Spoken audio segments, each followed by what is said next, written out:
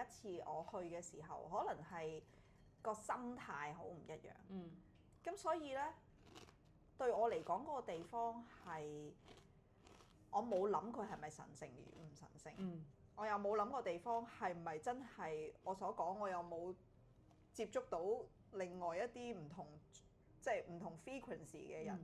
咁但係喺嗰度係得意嘅，即係我哋影山啦、影水啦、影光啦、影太陽光、影太陽光啦，跟住仲要影完之後，其中我記得有一張相係我唔知佢係因為個光嘅折射啊，定係真係俾我影到啦。嗰張相我到而家都有 share 俾人哋睇嘅，就係我幫個朋友影相，喺佢個頭嘅後面有一隻好似螳螂嘅精靈。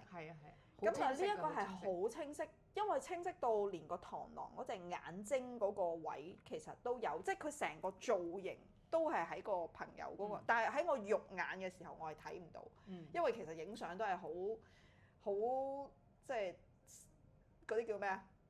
即係一閃就即逝㗎啦。咁我記得我係影咗一兩張，但係唯獨是有一張我係好清楚見到喺佢嘅頭嘅殼頂後面係有隻綠色嘅精靈。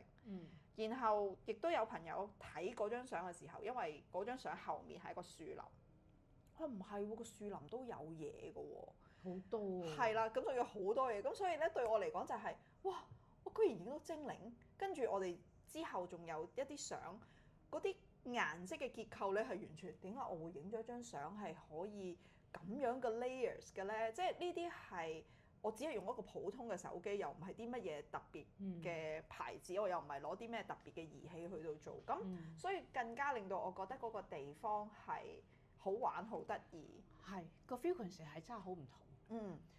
去到咧，你個心係好容易開，係好開心嘅，係啦。即係嗰種心好易開就係、當然啦，你一般人去旅行都已經興奮啦。咁、你去到一個哇能量咁唔同嘅地方更興奮啦。跟住然之後哇可以睇到或者聽到、或者去接觸到一啲你意想不到嘅第二啲嘅 B 型沙。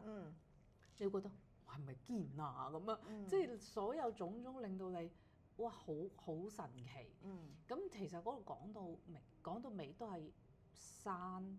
有好多 trails 你去行，跟住瀑布，我哋去下 picnic 啫嘛，影下太陽光啫嘛，點解可以咁開心？唔明白。但係其實喺大自然當中，我哋就好容易臣服咗，落去個大自然嗰度。你話嗰個山係咪特別靚？唔係，